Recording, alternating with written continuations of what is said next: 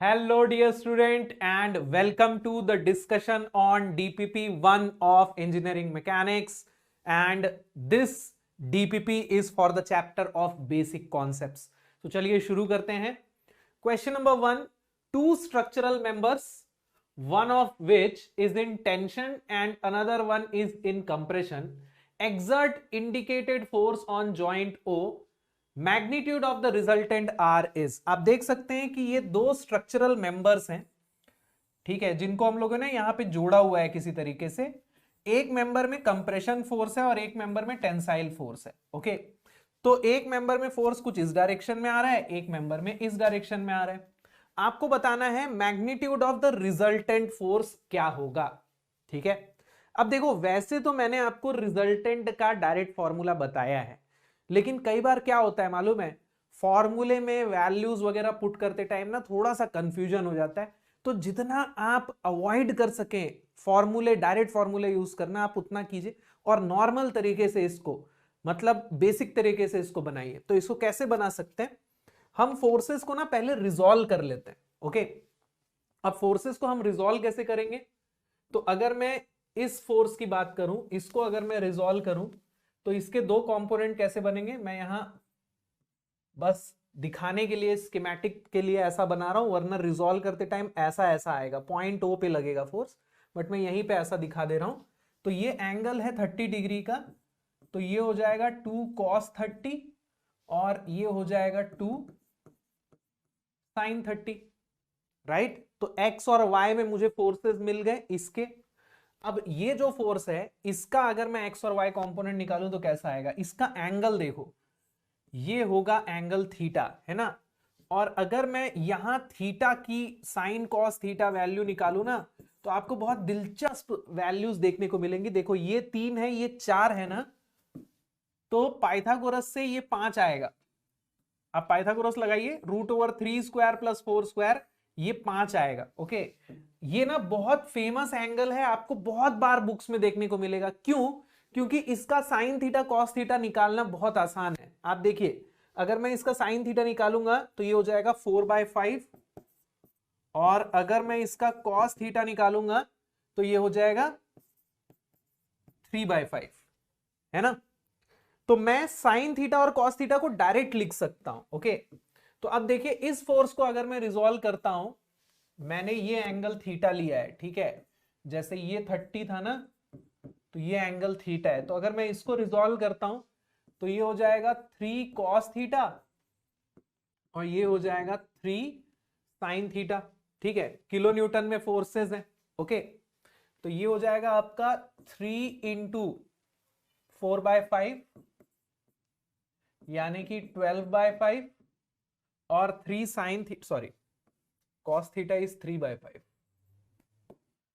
3 × 3/5 यानी कि 9/5 और sin थीटा इज 4/5 ना, तो ये हो जाएगा 3 × 4/5 यानी कि 12/5. ओके, अब मुझे नेट फोर्स x का और y का मिल जाएगा. तो नेट फोर्स x और y का निकाल लेते हैं. तो समेशन ऑफ fx मुझे कितना मिलेगा, 2 cos 30 + 9/5.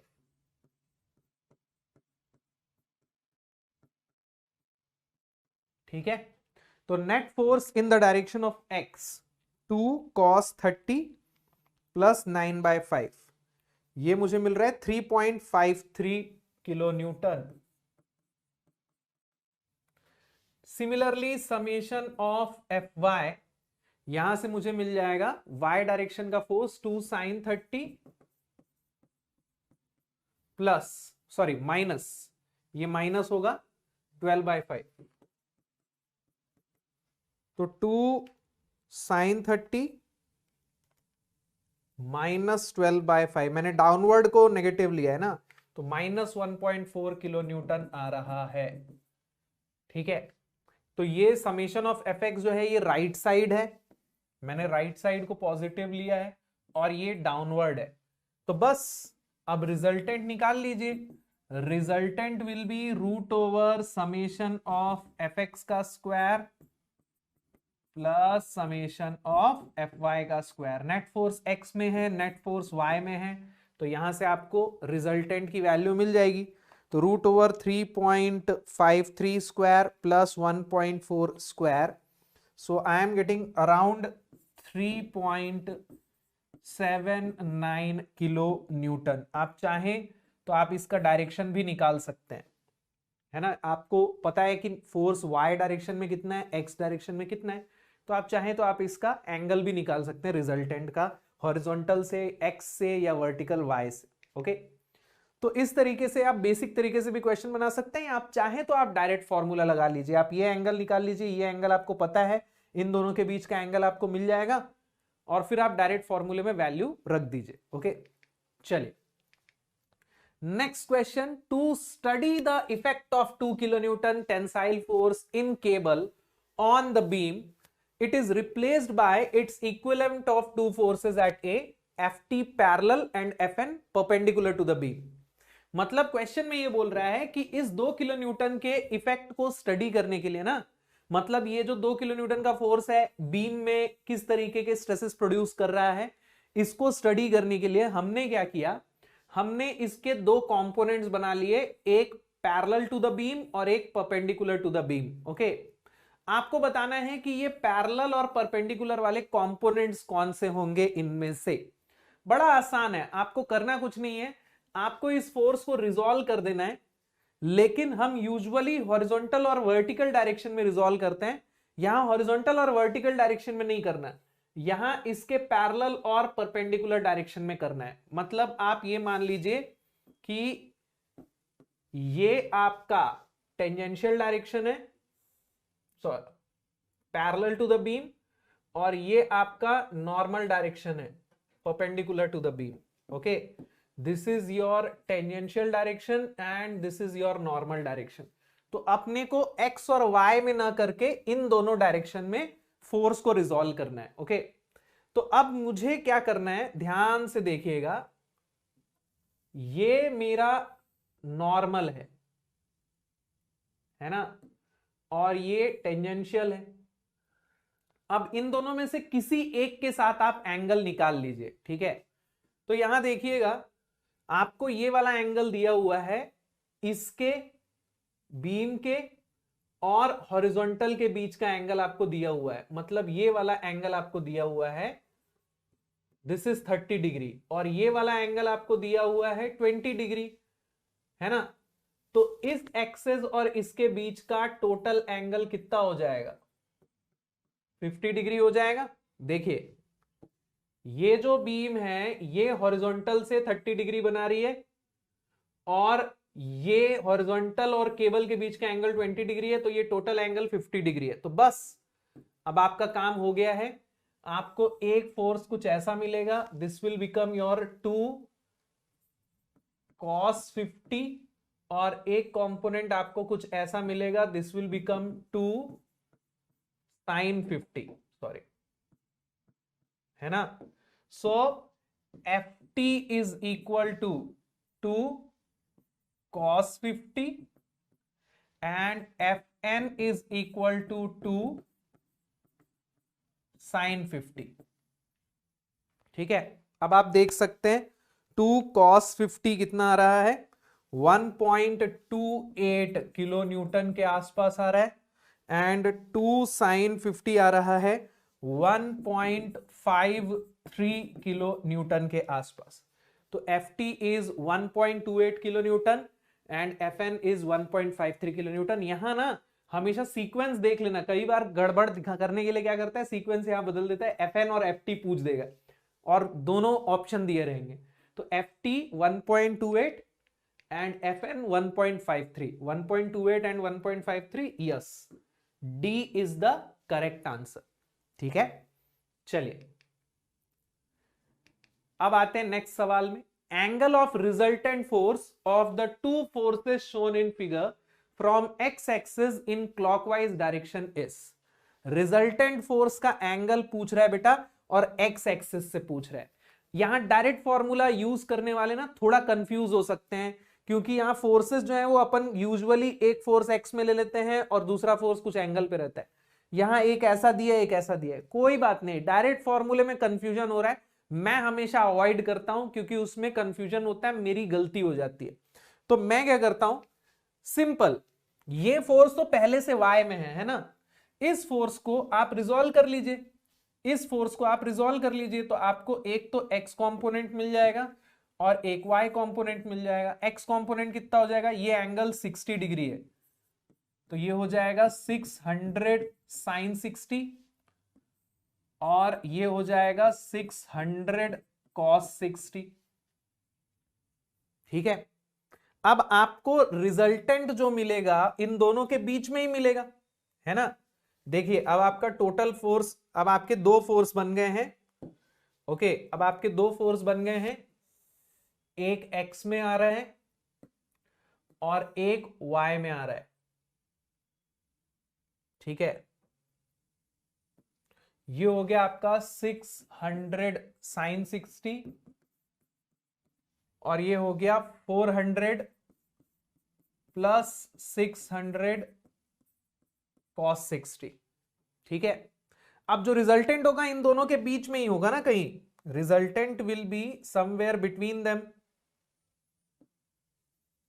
मान लीजिए ये अपना रिजल्टेंट है, let's say this is the resultant. अब ये रिजल्टेंट जो है वो x एक्सिस से कितना एंगल बनाएगा ये पूछ रहा है, तो मान लेते हैं this is that angle theta, तो आराम से निकल जाएगा आप, tan theta will be equal to what, tan theta will be this divided by this, है ना। आप इस ट्रायंगल में देखिए, आप इस ट्रायंगल में देखिए, tan theta will be this which is this much divided by this, okay. तो ये हो जाएगा 400 plus 600 cos 60 divided by 600 sine 60। तो यहां से थीटा की वैल्यू आ जाएगी आपकी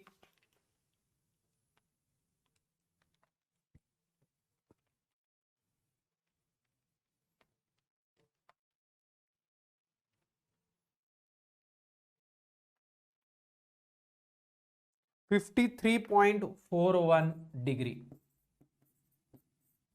So this is the angle made by the resultant with the x axis, ठीक है, और वो भी क्लॉकवाइज डायरेक्शन में। सो आई होप ये आप लोगों को एकदम क्लियर हो चुका है।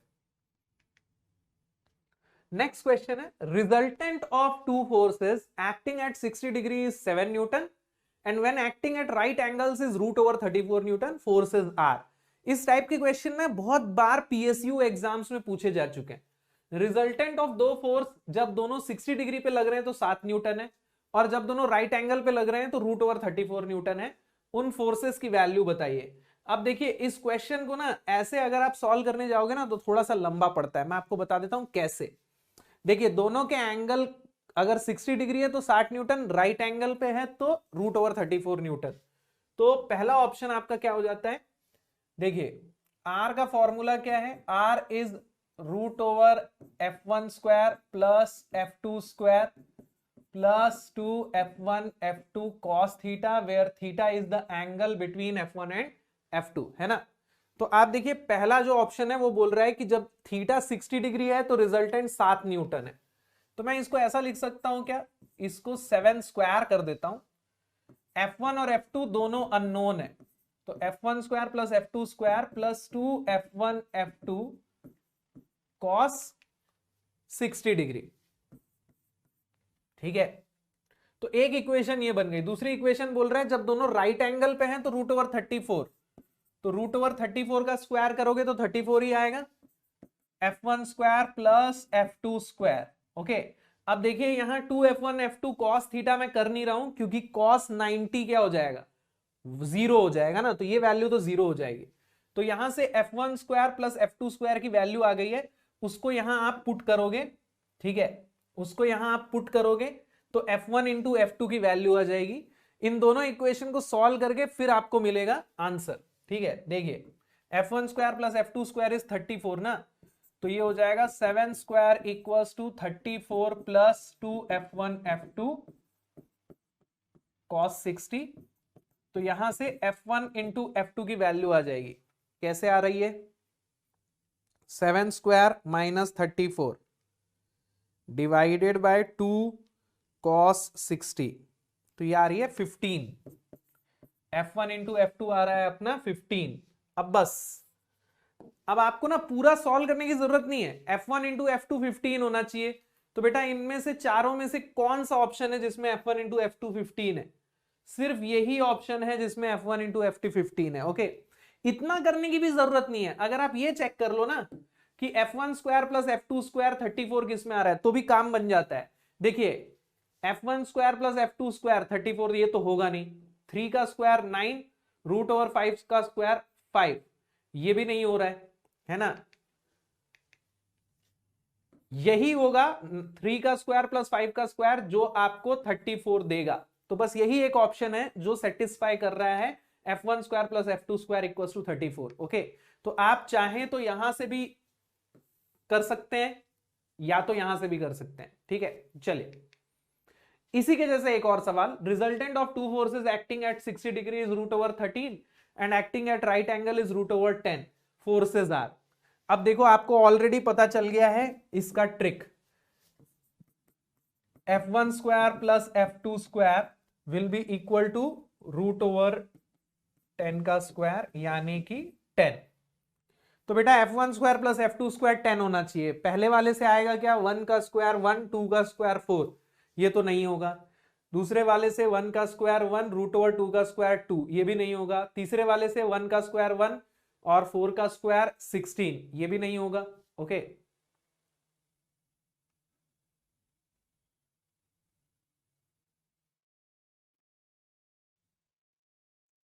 एक सेकेंड,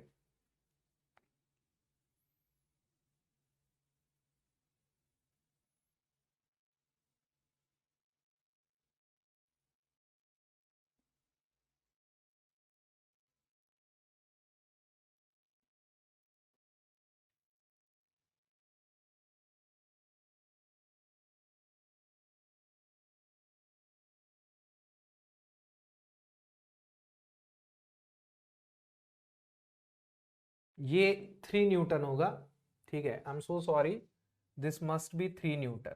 ओके, मैं चेंज करा दूंगा, आप टेंशन ना लीजिए। तो this will be the answer, 1 Newton and 3 Newton, this will be the answer. क्योंकि F1 square plus F2 square 10 होना चाहिए, तो 1 का स्क्वायर प्लस 3 का square, this will satisfy the equation, और कोई सेटिस्फाई ही नहीं करेगा। ओके, चलिए question number 6, resultant force of the system of three forces shown in figure acts at a distance of how much mm from D।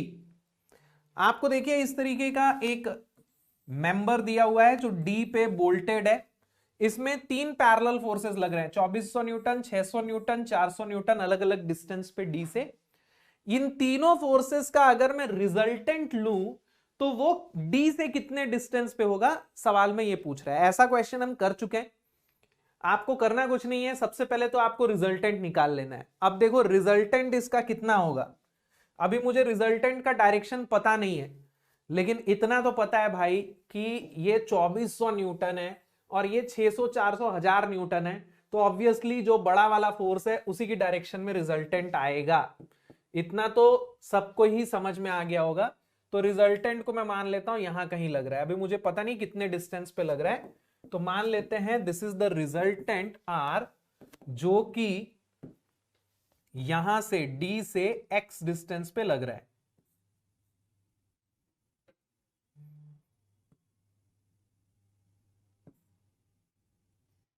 ठीक है, let's say this is some distance X। अब resultant की value कैसे आएगी बेटा, 2400 minus 600 minus 400, 2400 में से ये दोनों माइनस करेंगे ना, तो ये हो जाएगा 1400 न्यूटन, राइट। 600 प्लस 400, 1000 इधर, 2400 इधर, तो रिजल्टेंट हो जाएगा 1400 न्यूटन। अब मुझे ये पता है कि इन तीनों का मोमेंट जो डी पे आएगा, रिजल्टेंट का मोमेंट डी पे उतना ही आना चाहिए, है ना। इन तीनों का मोमेंट जितना डी पे आएगा, रिजल्टेंट का मोमेंट उतना ही आना चाहिए, ठीक है। तो सिंपली आपको करना कुछ नहीं है, आपको इन तीनों के मोमेंट को इक्वेट कर देना है रिजल्टेंट के मोमेंट से। तो मोमेंट एट डी यानी कि 1400 into x, 1400 into x, clockwise को मैं पॉजिटिव ले रहा हूं, तो ये हो जाएगा 2400 into 450 plus 600 into, sorry plus नहीं होगा, ये माइनस होगा, 300 माइनस 400 इंटू 150। तो यहां से आपको x की वैल्यू मिल जाएगी। जितना रिजल्टेंट मोमेंट डेवलप करेगा उतना ये तीनों मिलके डेवलप करेंगे। तो जल्दी से बता दीजिए कितना आएगा। 2400 into 450 minus 600 into 300 minus 400 into 150 divided by 1400। तो x की वैल्यू आ रही है बेटा 600 mm, ठीक है। रिजल्टेंट जो है वो कहां लगेगा, 600 mm पे लगेगा।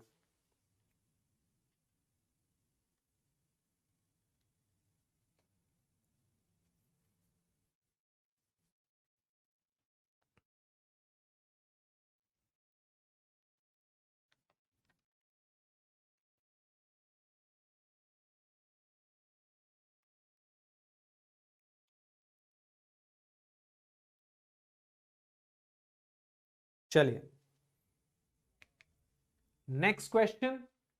The weights of two children sitting at ends A and B of a seesaw are 30 kg and 20 kg respectively। देख सकते हो आप A और B पे दो बच्चे बैठे हुए हैं, A का वेट 30 kg है, B का वेट 20 kg है। Okay, where should a third child sit from A so that the resultant of the weights of the three children will pass through C if she weighs 25 kg।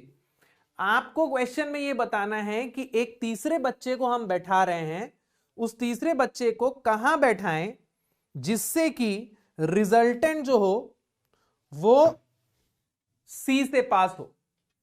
Okay, तीसरे बच्चे का wait भी दिया हुआ है 25 kilo.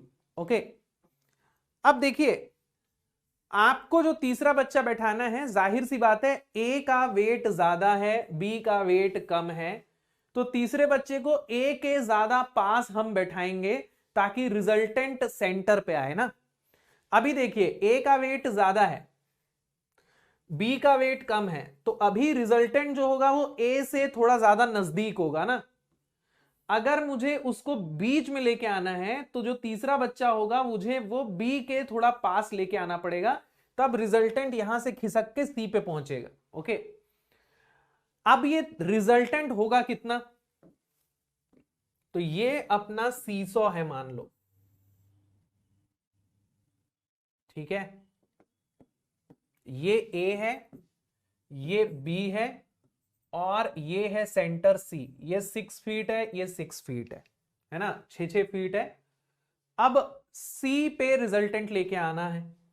ए का wait कितना है, 25 किलो, सॉरी 30 किलो। बी का वेट कितना है, 20 केजी। रिजल्टेंट मुझे यहां चाहिए। तीसरे बच्चे को मान लो हम यहां बैठा रहे हैं, जो तीसरा बच्चा है मान लो वो यहां बैठ रहा है, उसका वेट कितना है, 25 केजी। ओके, अब इस तीसरे बच्चे का डिस्टेंस कहां से निकालना है, फ्रॉम ए से निकालना है। ओके, तो मान लीजिए ये जो डिस्टेंस है ये ए से एक्स है, ठीक है। ये तीसरा बच्चा जो बैठेगा 25 किलो का, ये ए से एक्स डिस्टेंस पे है। अब मैं सबसे पहले रिजल्टेंट की वैल्यू निकाल लेता हूं, तो रिजल्टेंट की वैल्यू कितनी आएगी, R will be equal to 30 plus 20 plus 25, तो ये हो जाएगा 75 केजी, है ना। आर की वैल्यू आ रही है 75 केजी। अब इस रिजल्टेंट का जो ए पे मोमेंट होगा, इन सबका मिला के जो मोमेंट होगा उसके बराबर होगा। तो रिजल्टेंट का ए पे मोमेंट कितना आएगा, 75 इंटू 6, है ना। रिजल्टेंट का ए पे मोमेंट आएगा 75 इंटू 6 और बाकी का कितना हो जाएगा 25। देखो इसका मोमेंट तो हो गया 0 क्योंकि ये ए पे ही लग रहा है। 25 का मोमेंट हो जाएगा 25 इंटू एक्स और 20 का मोमेंट हो जाएगा 20 इंटू ये डिस्टेंस हो गया 12। तो यहां से आपको x की वैल्यू मिल जाएगी। तो ये बन जाएगा 75 into 6 minus 20 into 12 divided by 25। तो ये आ रहा है करीब 8.4 फीट, यानी 8.4 फीट ए से डिस्टेंस होना चाहिए उसका। 8.4 फीट ए से डिस्टेंस होना चाहिए। अब देखो आप अगर ये सोच के परेशान हो रहे हो ना कि यार मैं तो ये सोच ही नहीं पाता कि ये तीसरा बच्चा बी के ज्यादा क्लोज रहेगा, कोई दिक्कत नहीं है। आप उसको यहां पे भी बैठाओगे ना तो भी ए पे जब आप मोमेंट निकालोगे आपको एक्स की वैल्यू 8.4 फीट मिलेगी। तो आपको समझ में आ जाएगा कि वो बी के ज्यादा क्लोज होगा, ए के क्लोज नहीं होगा। ठीक है, तो यहां इतना सोचने की जरूरत आपको है नहीं कि ए के क्लोज ज्यादा होगा या बी के क्लोज ज्यादा होगा। आप कुछ भी मान के सवाल बनाओ, आपके आंसर से आपको अपने आप पता चल जाएगा। नेक्स्ट क्वेश्चन पे चलते हैं। Magnitude of moment of 600 newton force about point O is how many kilo newton metre. तो देखो 600 न्यूटन फोर्स दिया है, ओ पे मोमेंट निकालना है। तो यहां वेरिग्नॉन्स थ्योरम लगाना है, आपको भी पता ही है क्योंकि फोर्स जो है वो टेढ़ा है। ओके, तो आपको करना कुछ नहीं है, सबसे पहले आप फोर्स को रिजॉल्व कर लीजिए। तो कुछ इस तरीके से हम फोर्स के दो कंपोनेंट निकाल लेंगे। ये हो जाएगा 600 cos 40 और ये हो जाएगा 600 sin 40। अब मुझे O पे मोमेंट निकालना है। O पे अगर आप मोमेंट निकालोगे तो दोनों का ही मोमेंट सेम डायरेक्शन में आएगा। 600 cos 40 का भी क्लॉकवाइज आएगा और sin 40 का भी क्लॉकवाइज आएगा। 600 cos 40 का डिस्टेंस 4 मीटर है और sin 40 का डिस्टेंस 2 मीटर है। तो ये क्या हो जाएगा 600 cos 40 इंटू 4, ये हो जाएगा 600 sin 40 इंटू 2। तो कितना आएगा आंसर,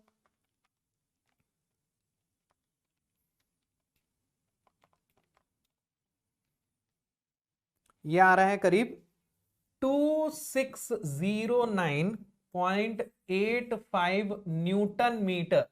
लेकिन मुझे आंसर किलो न्यूटन मीटर में पूछा है, तो न्यूटन को मैं किलो न्यूटन में कन्वर्ट कर लेता हूं। तो ये हो जाएगा 2.609 किलो न्यूटन मीटर। ओके, तो यहां आंसर रखते टाइम इस चीज का ध्यान देना हमेशा जरूरी होता है कि आपको एनएटी में यानी न्यूमेरिकल आंसर टाइप क्वेश्चन में किस यूनिट में आंसर पूछा है। आपको किलो न्यूटन मीटर में पूछा है, हमने फोर्स को न्यूटन में और डिस्टेंस को मीटर में रखा है, तो न्यूटन मीटर में आंसर आ रहा है, उसको किलो न्यूटन मीटर में कन्वर्ट करने के बाद ही आपको यहां आंसर पुट करना है। बहुत बच्चे गलती करते हैं कि सीधे जो आंसर निकल रहा है उसको पुट कर देते हैं।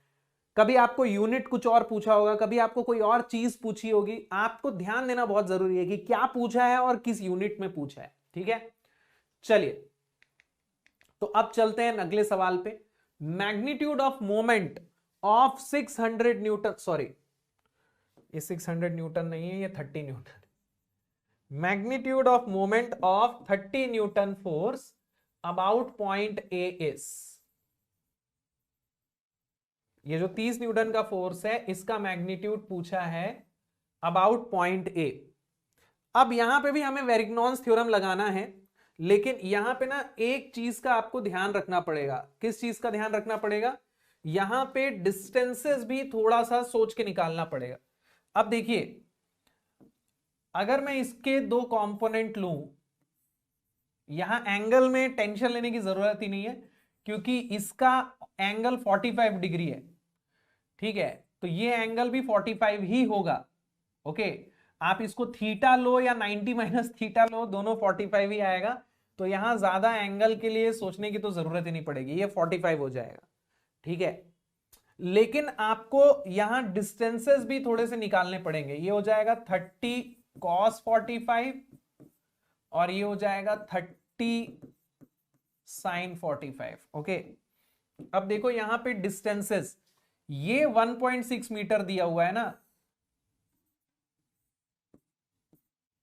तो ये जो डिस्टेंस होगा ये हो जाएगा आपका 1.6 साइन 45, ये हो जाएगा 1.6 कॉस 45, ये एंगल 45 डिग्री है ना, ठीक है। तो अब हम मोमेंट निकालेंगे ए पे, दोनों का ही मोमेंट क्लॉकवाइज आएगा, okay. What will be the moment about point A, 30 sine 45 का मोमेंट कितना आएगा, 30 साइन 45 का मोमेंट क्लॉकवाइज आएगा, 30 कॉस 45 का मोमेंट भी क्लॉकवाइज आएगा। 30 साइन 45 का मोमेंट कितना आएगा, ये परपेंडिकुलर डिस्टेंस होगा ना, 30 साइन 45 का लाइन ऑफ एक्शन ये है, ये परपेंडिकुलर डिस्टेंस होगा जो कितना होगा 1.6 cos 45 है ना। तो 30 sine 45 into 1.6 cos 45 plus 30 cos 45 का मोमेंट भी क्लॉकवाइज ही होगा, आप देख सकते हैं ये यहां पे क्लॉकवाइज ही पहुंचेगा। अब इसका अगर मैं परपेंडिकुलर डिस्टेंस निकालूं, इसके लाइन ऑफ एक्शन से ए तक का परपेंडिकुलर डिस्टेंस, तो ये टोटल डिस्टेंस होगा 1.6 प्लस 1.6 साइन 45 है ना, यहां से लेके यहां तक का टोटल डिस्टेंस होगा 1.6 साइन 45 प्लस 1.6।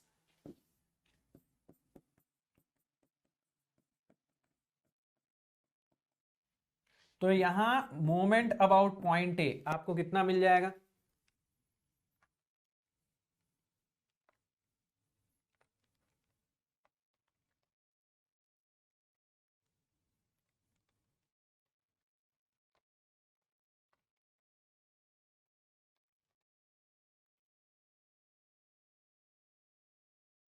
यह आ रहा है करीब 81.94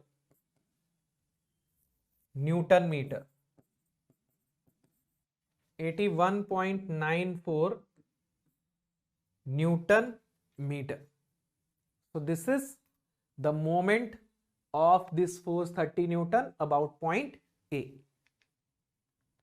Question number 10 बहुत ही इंटरेस्टिंग है।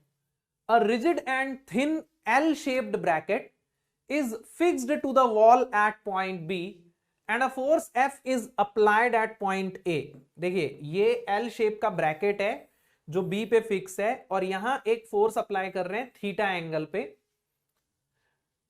For a given force F, the point B experiences the maximum clockwise moment when the inclination theta with the x-axis is. आपको यह बताना है कि इस F का मोमेंट जो है B पॉइंट पे मैक्सिमम कब होगा, थीटा की किस वैल्यू पे, थीटा की किस वैल्यू पे F का मोमेंट B पॉइंट पे मैक्सिमम आएगा। तो सबसे पहले तो मैं F को रिजॉल्व कर लेता हूं, यहां वेरिग्नॉन्स थ्योरम से हम मोमेंट निकालेंगे, तो ये हो जाएगा F cos थीटा और ये हो जाएगा F sin theta. F cos theta भी B पे क्लॉकवाइज मोमेंट लगाएगा, F sin थीटा भी B पे क्लॉकवाइज मोमेंट ही लगाएगा। तो अगर मैं अभी B पे मोमेंट निकालूं तो मुझे मिलेगा F sine theta multiplied by 0.4 plus F cos theta multiplied by 0.3, right. अब मुझे यह देखना है कि थीटा की किस वैल्यू पे MB मैक्सिमम है। तो MB थीटा का फंक्शन है ना, MB थीटा का फंक्शन है, F मान लीजिए कांस्टेंट है, हम सिर्फ थीटा को चेंज कर रहे हैं, तो MB थीटा का फंक्शन है, तो MB will be maximum for MB to be maximum. हम यहां मैक्सिमम मिनिमा का कॉन्सेप्ट यूज करेंगे, del MB by del theta must be equal to 0, है ना। MB को थीटा के रिस्पेक्ट में डिफरेंशिएट करके 0 कर दीजिए, मैक्सिमम मिनिमा का कॉन्सेप्ट है। तो ये हो जाएगा इसको del M B by del theta नहीं, इसको D by D theta of M B ऐसा लिखते हैं। तो ये हो जाएगा D by D theta of F sine theta into 0.4 plus F cos theta into 0.3 equal to 0। अब एफ तो कांस्टेंट वैल्यू है, वो तो बाहर आ जाएगी, है ना। एफ तो कांस्टेंट वैल्यू है, वो तो बाहर आ जाएगी। इसको डिफरेंशिएट करेंगे तो ये हो जाएगा cos theta into 0.4 minus sine theta into 0.3 equal to 0। अब देखिए एफ तो 0 है नहीं, यही चीज 0 हो सकती है, तो ये हो जाएगा cos theta into 0.4 minus sine theta into 0.3 equal to 0। तो इसको मैं लिख सकता हूं sine theta into 0.3 equals to cos theta into 0.4। तो ये हो जाएगा tan theta into equals to 0.4 by 0.3। तो theta will be tan inverse of this, तो tan इनवर्स ऑफ 0.4 बाय 0.3 ये आ रहा है 53.13 डिग्री। मतलब थीटा की इस वैल्यू पे आपको मैक्सिमम मोमेंट मिलेगा पॉइंट बी पे। थीटा की इस वैल्यू पे आपको मैक्सिमम मोमेंट मिलेगा पॉइंट बी पे। क्वेश्चन नंबर 11 बोलता है 12 किलो न्यूटन का फोर्स ए पे लग रहा है, इसको हम एक फोर्स कपल सिस्टम से रिप्लेस कर रहे हैं बी पे, मैग्नीट्यूड ऑफ कपल कितना होना चाहिए। तो ध्यान दीजिएगा 12 किलो न्यूटन के फोर्स को मुझे पॉइंट बी पे लेकर आना पड़ेगा, तो एक वैसा ही पैरेलल फोर्स मिल जाएगा आपको यहां पे 12 किलो न्यूटन का।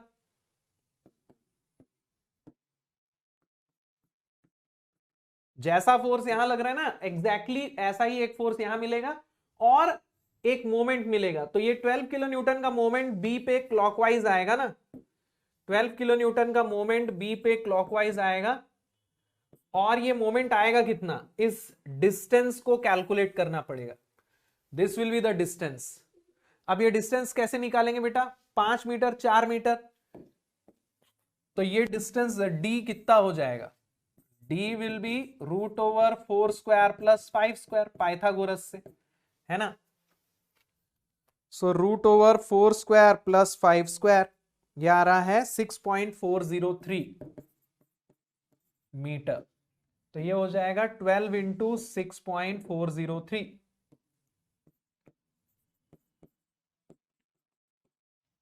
तो इस मोमेंट की वैल्यू कितनी हो गई,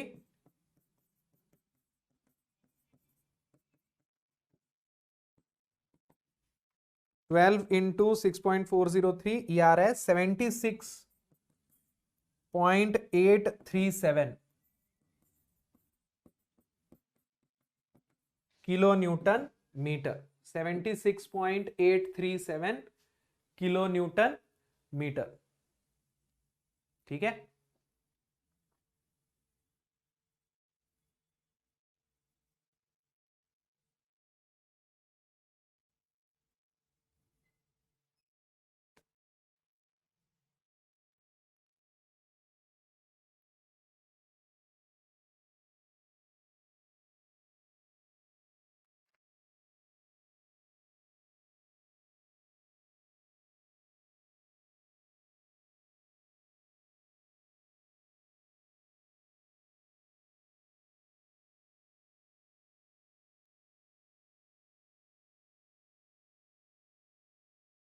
चलिए। If R is the resultant of three forces acting on the eye bolt and theta is the angle between R and positive x-axis, which one or more of the following statement is or are correct? ये MSQ question है। आपको यहाँ question में बोल रहा है कि एक आई बोल्ट पे 3 फोर्सेस लग रहे हैं, ठीक है, 8 kilo Newton, 20 kilo Newton, 4 kilo Newton. आपको रिजल्टेंट और थीटा निकालना है, रिजल्टेंट और एक्स के बीच का एंगल थीटा निकालना है, तो वो कितना होगा। तो सबसे पहले तो रिजल्टेंट निकाल लेते हैं। ओके, तो रिजल्टेंट निकालने के लिए आपको क्या करना पड़ेगा, देखिए ये 4 किलो न्यूटन तो ऑलरेडी वाई डायरेक्शन में है, 8 और 20 को रिजॉल्व कर लेते हैं। तो 8 किलो न्यूटन को रिजॉल्व करेंगे, ये एंगल 45 है, ये हो जाएगा 8 साइन 45, ये हो जाएगा 8 कॉस 45। 20 किलो न्यूटन को रिजॉल्व करेंगे, वर्टिकल से एंगल थीटा है, तो ये हो जाएगा 20 कॉस थीटा 20 साइन थीटा। अब x और y का नेट फोर्स निकाल लिया जाए। तो x डायरेक्शन का नेट फोर्स कितना आ जाएगा? देखो 4 किलो न्यूटन तो y में है, उसका कोई x डायरेक्शन का कंपोनेंट नहीं होगा, 8 का होगा और 20 का होगा। तो ये हो जाएगा 8 साइन 45 प्लस 20 साइन 30। मैं पॉजिटिव x इसको ले रहा हूं ना, तो यहां से समेशन ऑफ fx आ जाएगा, कितना आ रहा है? 8 साइन 45 प्लस 20 साइन 30, यह आ रहा है करीब 15.66 किलो न्यूटन। ठीक है, सिमिलरली समेशन ऑफ Fy निकाल लेते हैं। ऑफ कोर्स पॉजिटिव y ऊपर नेगेटिव नीचे ले लेते हैं, तो ये हो जाएगा 20 cos 30 माइनस 8 cos 45 माइनस 4, तो समेशन ऑफ Fy आ जाएगा कितना?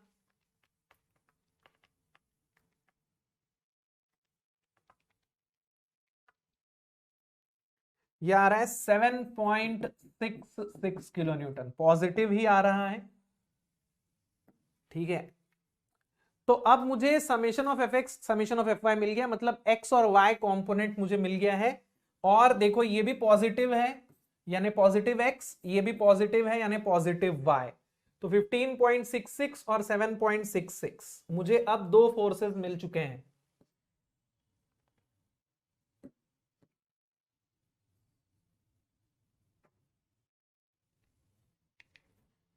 तो ये आ गया आपका समेशन ऑफ एफ एक्स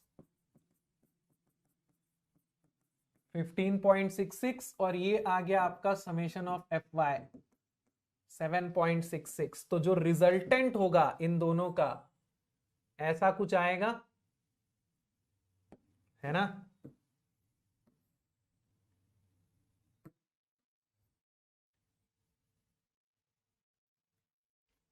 और उसका एंगल कितना हो जाएगा? दिस इज द रिजल्टेंट और इसका एंगल मान लो थीटा है।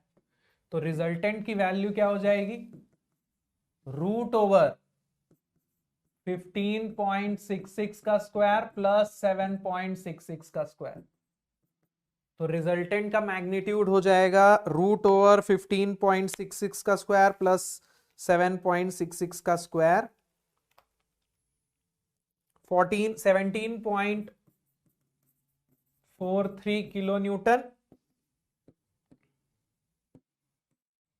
और थीटा की वैल्यू कितनी हो जाएगी? 10 इनवर्स ऑफ दिस यानी कि 7.66 डिवाइडेड बाय दिस यानी कि 15.66। तो थीटा की वैल्यू हो जाएगी 10 इनवर्स ऑफ 7.66 डिवाइडेड बाय 15.66 यानी कि लगभग 26 डिग्री। तो अपना आंसर क्या आ रहा है?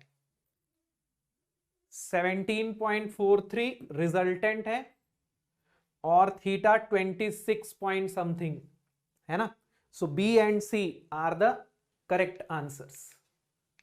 The resultant of the two forces and a couple shown in figure is at a distance of how many meter from the fixed end? Resultant of the two forces and a couple कितने distance पे होगा fixed and से? Okay, तो यहां पे आपको दो forces दिए हैं 8 kilo Newton and 5 kilo Newton, और आपको यहां पे कपल दिया हुआ है 25 किलो न्यूटन मीटर का। ठीक है, अब देखो जो रिजल्टेंट फोर्स होगा that will be 8 minus 5 3 kilo Newton, है ना। मान लीजिए रिजल्टेंट फोर्स जो है वो यहां कहीं पे लग रहा है, मुझे अभी पता नहीं है कहां लगेगा, मैं यहां कहीं पे लगा देता हूं। Let's say this is R. तो आर की वैल्यू तो आप डायरेक्ट निकाल सकते हो। देखो आर जो है वो एक फोर्स है, रिजल्टेंट फोर्स है, तो इस मोमेंट से इस फोर्स पे तो कोई असर नहीं पड़ेगा। इट विल बी 8 - 5 यानी कि 3 किलो न्यूटन। लेकिन आर का जो डिस्टेंस होगा वो इस बात पे डिपेंड करेगा कि यहां कपल है कि नहीं। डिस्टेंस निकालते टाइम कपल आएगा, तो मान लीजिए आर जो है वो फिक्स्ड एंड से एक्स डिस्टेंस पे है, तो इन दोनों फोर्स और इस कपल का जितना टोटल मोमेंट है, आर का मोमेंट उतना होना चाहिए। तो ये कुछ ऐसा हो जाएगा, R into X, fixed end पे moment R into X equal to 8 kilo newton का मोमेंट हो जाएगा 8 इंटू 6, ये क्लॉकवाइज होगा, ये कपल एंटी क्लॉकवाइज है, तो ये हो जाएगा -25। ये 5 का मोमेंट भी एंटी क्लॉकवाइज है, तो ये हो जाएगा -5 इंटू 2। तो यहां से आपको x की वैल्यू मिल जाएगी, r की वैल्यू कितनी है 3 किलो न्यूटन है, तो यहां से आपको x की वैल्यू मिल जाएगी। तो ये आ जाएगा 48 - 25 - 10 डिवाइडेड बाय 3 यानी कि 4.33 metre. So this will be the distance at which the resultant should act. Okay. If we replace all the four forces in the force system with a force and a couple at point O, magnitude of force and couple is, मतलब कि मैं सारे forces को एक force and couple से replace कर दूं point ओ पे, पॉइंट ओ यहां सेंटर पे है, तो magnitude of the force and couple will be. तो इसको हम लोग बनाने के लिए सबसे पहले तो क्या करेंगे, सबसे पहले हम ये जो 500 न्यूटन है इसको हम रिजॉल्व कर लेते हैं दो फोर्सेस में। Let's say this angle is theta. अब देखिए ये छोटा सा जो ट्रायंगल है इसमें साइन थीटा कितना हो जाएगा, तो ये हो जाएगा 4/5 एंड कॉस थीटा कितना हो जाएगा, ये हो जाएगा 3/5। ओके, तो ये हो जाएगा 500 कॉस थीटा, ये हो जाएगा 500 साइन थीटा। ओके, अब ओ पॉइंट पे रिजल्टेंट फोर्स कितना आएगा, तो सबसे पहले तो हम क्या करेंगे, इन सारे फोर्सेस के एक्स कंपोनेंट को और वाई कंपोनेंट को पॉइंट ओ पे ले आते हैं, सारे एक्स फोर्सेस और वाई फोर्सेस को पॉइंट ओ पे ले आते हैं। ओके, तो बड़ा आसान है। देखिए जब ये 200 न्यूटन आएगा, 200 न्यूटन तो ऑलरेडी ओ से पास हो रहा है ना, 200 न्यूटन का लाइन ऑफ एक्शन तो ऑलरेडी ओ से पास हो रहा है, तो 200 न्यूटन तो ऐसे का ऐसा ही आ जाएगा, उसमें तो कोई दिक्कत नहीं है। ठीक है, अब ये जो 200 न्यूटन है इसको जब मैं यहां लेकर आऊंगा, ये जो 200 न्यूटन है इसको जब मैं यहां लेकर आऊंगा,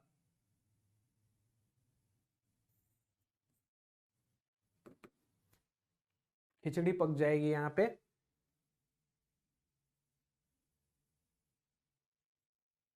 मैं एक काम करता हूं,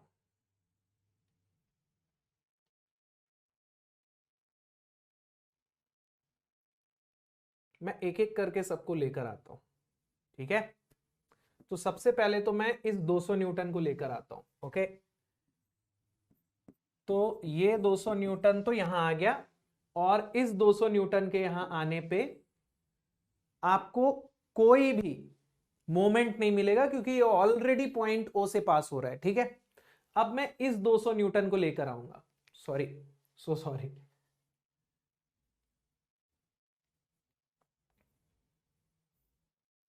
अब मैं इस वाले 200 न्यूटन को लेकर आऊंगा। तो इस 200 न्यूटन को जब मैं यहां लेकर आऊंगा, तो आपको 200 न्यूटन के साथ साथ ना एक मोमेंट मिलेगा। इस मोमेंट की वैल्यू कितनी होगी, ये जो मोमेंट होगा क्लॉकवाइज होगा, और इस मोमेंट की वैल्यू कितनी होगी 200 इंटू दिस डिस्टेंस 1, तो ये हो जाएगा 200 न्यूटन मीटर। तो ये वाला 200 जो है ये भी यहां आ गया। ठीक है, अब मैं ये जो 500 कॉस थीटा है ना इसको यहां लेकर आऊंगा, तो 500 कॉस थीटा कितना हो जाएगा 500 इंटू 3/5 यानी कि 300। तो ये 300 न्यूटन को मैं यहां लेकर आता हूं। तो ये जो 300 न्यूटन जब यहां आएगा तो एक ऐसा 300 न्यूटन का फोर्स आएगा और एक मोमेंट आएगा। इसका मोमेंट भी कितना होगा 300 इंटू 1, और ये भी क्लॉकवाइज होगा क्योंकि ये जो 300 है ये भी 1 मीटर के ही डिस्टेंस पे लग रहा है। मैंने ये जो 500 न्यूटन को रिजॉल्व किया ना, तो ये वाला कंपोनेंट 300 आया, तो ये भी 200 न्यूटन के साथ ही लग रहा है ना, तो ये हो गया 300 और ये 300 न्यूटन मीटर। फिर ये 500 साइन थीटा,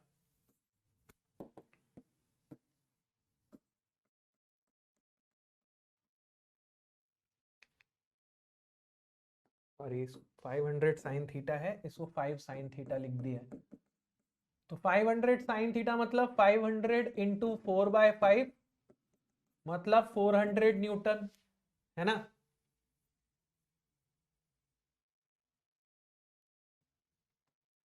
तो 400 न्यूटन को जब मैं यहां लेकर आऊंगा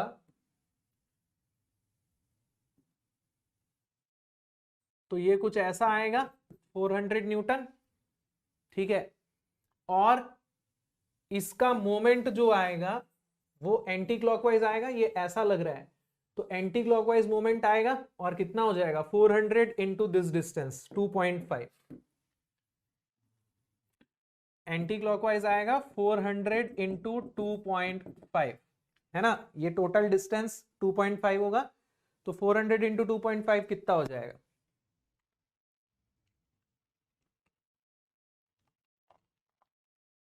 1000 न्यूटन मीटर।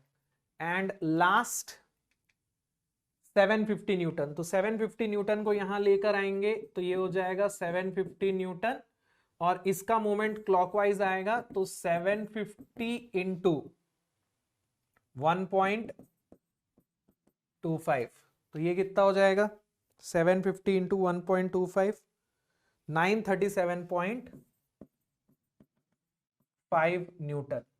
तो आप देखिए आपको कितने फोर्सेस मिल रहे हैं, 200 न्यूटन, 200 न्यूटन, 300 न्यूटन, 400 न्यूटन, ठीक है। तो टोटल और 750 न्यूटन, तो टोटल फोर्सेस जो हैं ओ पे कितने हो गए,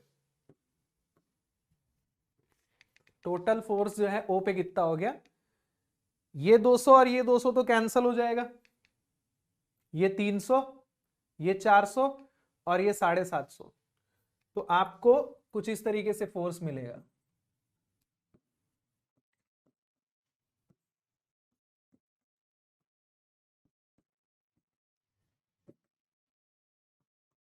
थ्री 300 और ये 350 न्यूटन, तो जो रिजल्टेंट होगा इन दोनों का that will be √300 square plus 350 square. तो रिजल्टेंट फोर्स कितना हो जाएगा 460.97 न्यूटन के आसपास, 460.97 न्यूटन के आसपास, यानी कि 461 न्यूटन के आसपास, ठीक है। अब मोमेंट, तो टोटल मोमेंट देखते हैं, तो ये तो मोमेंट नहीं प्रोड्यूस कर रहा था, ये 200 न्यूटन मीटर का क्लॉकवाइज, 300 न्यूटन मीटर का क्लॉकवाइज, 1000 न्यूटन मीटर का एंटी क्लॉकवाइज और 937.5 न्यूटन मीटर का क्लॉकवाइज। तो टोटल मोमेंट कितना आ रहा है,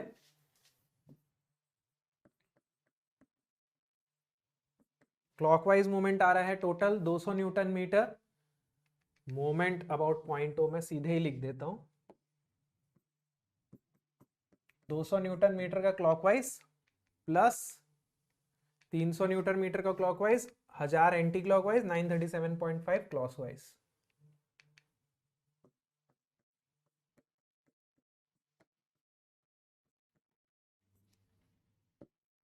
तो मोमेंट की वैल्यू कितनी आ रही है 500 माइनस 1000 प्लस 937.5, तो ये आ रहा है 437.5 न्यूटन मीटर।